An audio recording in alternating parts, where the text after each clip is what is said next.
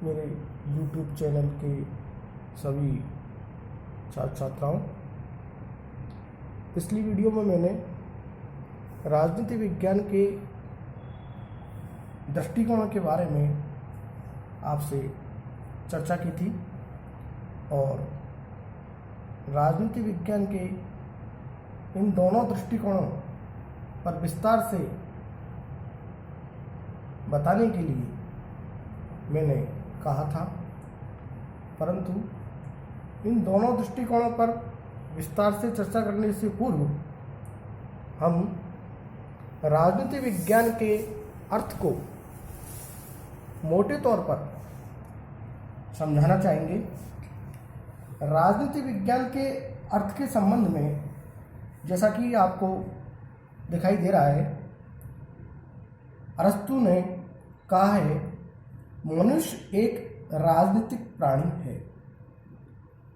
वह व्यक्ति जो समाज में नहीं रह सकता है, वह व्यक्ति या तो पशु है अथवा देवता। अर्थात अरस्तु इस कथन के माध्यम से ये समझाने का प्रयास कर रहे हैं कि मानव अथवा मनुष्य एक राजनीतिक प्राणी है और जो व्यक्ति समाज में नहीं रह सकता वह व्यक्ति या तो पशु है अथवा देवता। मतलब कहने का तात्पर्य है, कथन से ये स्पष्ट है कि मानव निश्चित रूप से समाज में रहता है, क्योंकि वो ना तो पशु है ना देवता है, बल्कि वो एक सामाजिक प्राणी है और इस समाज के साथ ही रहता है। समाज में रहते हुए मानव के विभिन्न प्रकार के पक्ष अथवा पहलू हमें दिखाई देते हैं, जैसे सामाजिक पहलू, आर्थिक पहलू, सांस्कृतिक पहलू, राजनीतिक पहलू आदि आदि। अर्थात मानव के विभिन्न प्रकार के पहलू जब हमें दिखाई देते हैं, सामाजिक पहलू के रूप में, आर्थिक पहलू के रूप में, सांस्कृतिक पहलू के रूप में, राजनीतिक पहलू के रूप में, इन विभिन्न प्रकार के पहलुओं का, पक्षों का अध्ययन विभिन्न प्रकार के विज्ञानों और शास्त्रों में किया जाता है। इसी प्रकार से मानव के राजनीतिक पहलू का अध्ययन राजनीति विज्ञान में किया जाता है। सामाजिक पहलू का अध्ययन समाजशास्त्र में किया जाता है। आर्थिक पहलू का अध्ययन अर्थशास्त्र के द्वारा किया जाता है। सांस्कृतिक पहलू का अध्ययन सांस्कृतिक विज्ञान के द्वारा किया जाता है। अर्थात जब मानव के अथवा मनुष्य के राजनीतिक पहलू अथवा पक्ष का अध्ययन क्रमबद्ध और व्यवस्थित तरीके से जिस शास्त्र अथवा विज्ञान में किया जाए उसे राजनीति विज्ञान कहते हैं। तात्पर्य यह है कि जहां पर क्रमबद्धता आ जाती है वहां पर विज्ञान आ जाता है।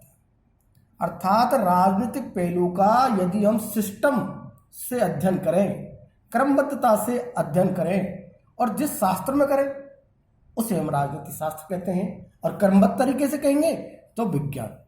अर्थात क्रमबद्ध तरीके से राजनीतिक पक्षों का अध्ययन जिस शास्त्र में किया जाता है उसे राजनीति विज्ञान कहते हैं। ये राजनीति विज्ञान की एक आम परिभाषा है, एक बोलचाल की परिभाषा है, मोटे तौर पर परिभाषा है।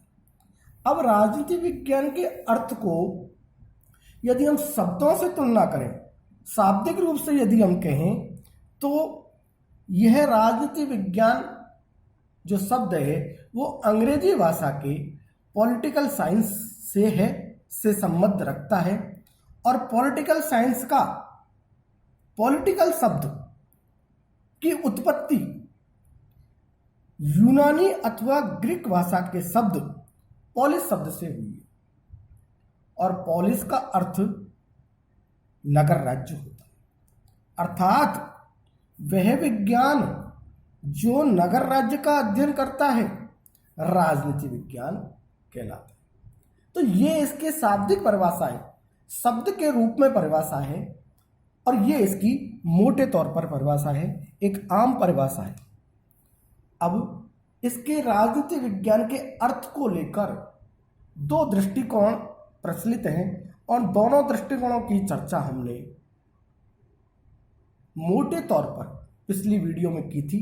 एक दृष्टिकोण परंपरागत है और दूसरा दृष्टिकोण आधुनिक। परंपरागत और आधुनिक दृष्टिकोण के रूप में राजनीति विज्ञान के अर्थ के संबंध में विद्वानों में मतभेद हैं।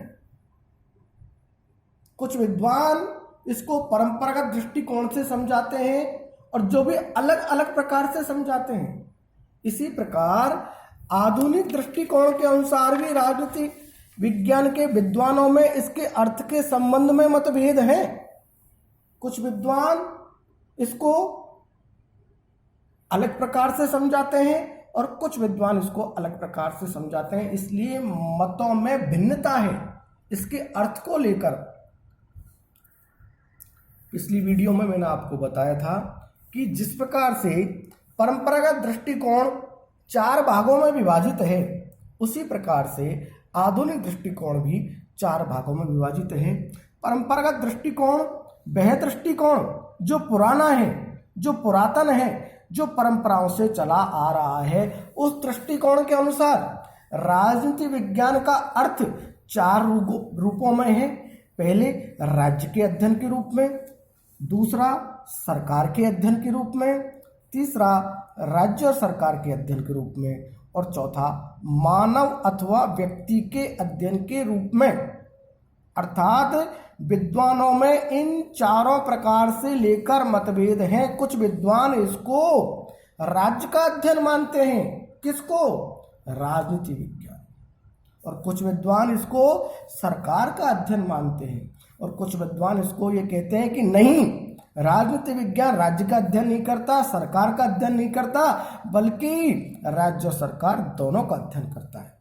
और कुछ विद्वान कहते हैं कि नहीं, राज्य का नहीं करता, सरकार का नहीं करता, राज्य और सरकार का नहीं करता, व्यक्ति वह मानव का अध्ययन करता है, अर्थात व्यक्ति का अध्ययन करता है। इस प्रकार विद्वानों में अलग अलग प्रकार से मत हैं, जिनकी विस्तार से हम अब चर्चा धीरे धीरे क्रमबद्ध रूप से करेंगे। इसी प्रकार से आधुनिक दृष्टिकोण के अनुसार भी विद्वानों में मतभेद हैं। कुछ विद्वान इसको मानवीय क्रियाओं का अध्ययन मानते हैं, जिसकी चर्चा मैंने पिछली वीडियो में भी आपसे की थी। और कुछ विद्वान राजनीति विज्ञान को शक्ति का अध्ययन मानते हैं, और कुछ विद्वान इसको संपूर्ण राजनीतिक व्यवस्था का अध्ययन मानते हैं। संपूर्ण राजनीतिक व्यवस्था, पॉलिटिकल सिस्टम का अध्ययन मानते हैं, और कुछ विद्वान इसको नीति निर्माण एवं निर्णय प्रक्रिया का अध्ययन मानते हैं। इस प्रकार से इस दृष्टिकोण के अनुसार भी विद्वानों में मतभेद हैं, जिसकी चर्चा हम धीरे धीरे क्रमबद्ध रूप से अलग अलग प्रकार से करेंगे। इस प्रकार परंपरागत दृष्टिकोण के अनुसार राजनीति विज्ञान का अर्थ और आधुनिक दृष्टिकोण के अनुसार राजनीति विज्ञान के अर्थ की चर्चा हम करेंगे। मूलभूत अंतर दोनों के अंतर्गत जो मैंने पिछली वीडियो में आपसे भी चर्चा की थी, मूलभूत अंतर यह है कि परंपरागत दृष्टिकोण में संस्थागत अध्ययन है। कैसा अध्ययन है? ये संस्थागत अध्ययन है, जबकि आधुनिक दृष्टिकोण का अध्ययन एक्शन को लेकर है, मूवमेंट को लेकर है, प्रक्रिया को लेकर है। अर्थात आधुनिक दृष्टिकोण में गति है, मूवमेंट है, क्रिया है, शक्ति है, नीति निर्माण है, निर्णय प्रक्रिया है, अर्थात प्रोसेस है। यह स्थूल नहीं है, जबकि परंपरागत दृष्टिकोण स्थूल दृष्टिकोण है, स्थूलता का अध्ययन करता है, संस्थागत अध्ययन करता है, जबकि आधुनिक दृष्टिकोण संस्थागत प्लस प्रक्रियात्मक अध्ययन करता है, संरचनात्मक प्लस प्रक्रियात्मक अध्ययन करता है, जहां संस्थागत अध्ययन भी है और गति का अध्ययन भी है। ऐसा दृष्टिकोण नवीन है, अद्यतन है, समसामयिक है, करंट है। तो जो करंट है वो नया है, वो वर्तमान में जारी है, इसलिए इसको समसामयिक दृष्टिकोण भी कहा जाता है। परंपरागत दृष्टिकोण को हम एक एक करके रूप में लेते हैं कि परंपरागत दृष्टिकोण में राजनीति विज्ञान का अर्थ के संबंध में जो विद्वानों में मतभेद हैं, जिसमें पहले अनुसार कुछ विद्वान ये कहते हैं कि राजनीति विज्ञान वह विज्ञान है जो केवल राज्य का अध्ययन करता है, राज्य के अध्ययन के रूप में है।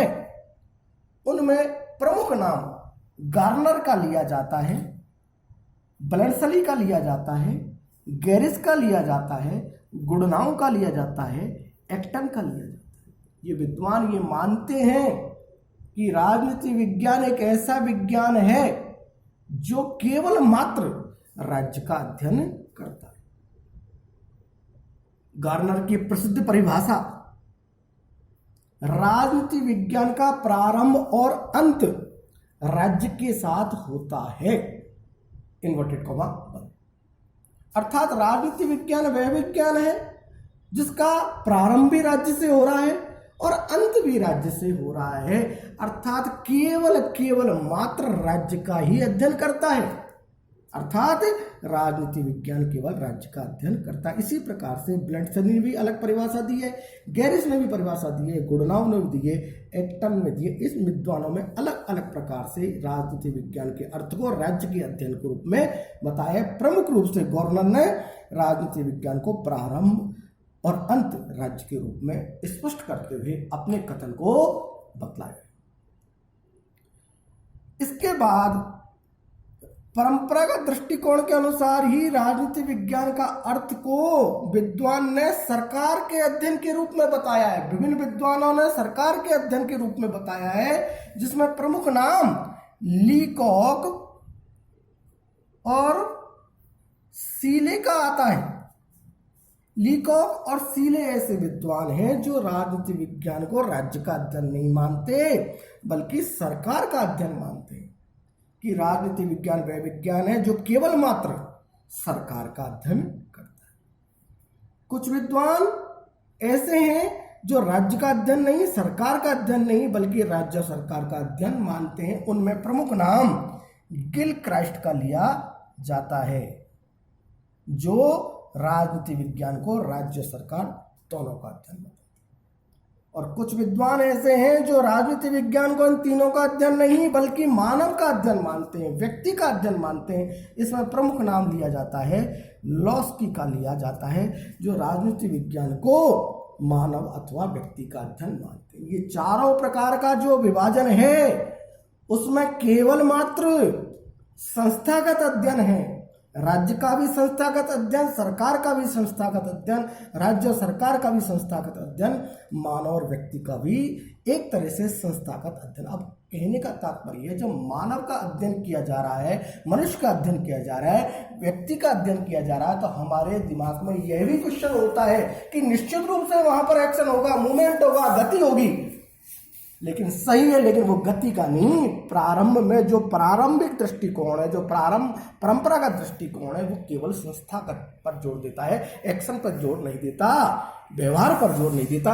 व्यवहार पर जोर देने वाला जो दृष्टिकोण है वो है आधुनिक दृष्टिकोण, जिसकी चर्चा हम धीरे धीरे अगले वीडियो में आपको करेंगे। अगली वीडियो में मैं आपको इस परंपरागत दृष्टिकोण के बारे में सरकार के अध्ययन के रूप में जिन विद्वानों ने, लीकॉक और सीले ने जो चर्चा की है, जो बताया है, उसको विस्तार से समझाऊंगा। और आधुनिक दृष्टिकोण जो मानवीय क्रियाओं के अध्ययन के रूप में, शक्ति के अध्ययन के रूप में, संपूर्ण राजनीतिक व्यवस्था के अध्ययन के रूप में, नीति निर्माण निर्णय प्रक्रिया के अध्ययन के रूप में जो बतलाया गया है, उसको भी विस्तार से मैं आपको चर्चा करूँगा। आपने मेरी वीडियो को बड़े ध्यान से सुना। आप सभी को, जो मेरे यूट्यूब चैनल को देख रहे हैं, सभी को धन्यवाद। और जिन्होंने मेरे चैनल को सब्सक्राइब नहीं किया है, वो मेरे चैनल को सब्सक्राइब जरूर करें और बेल आइकन को दबाएं। धन्यवाद।